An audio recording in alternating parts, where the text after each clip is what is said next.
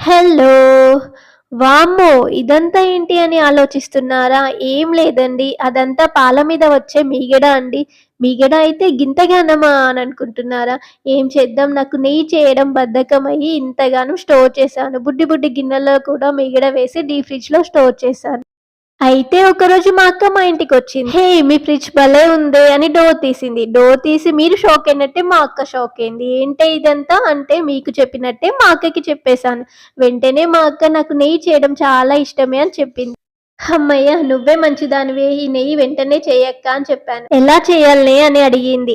ఏం లేదక్కా, ఈ అట్టునంతా కొంచెం కొంచెంగా మిక్సీ జార్‌లో తీసుకొని కొన్ని ఐస్ క్యూబ్స్ వేసి మిక్సీని అలా ఒకసారి గిర్రుమనిపించాలి.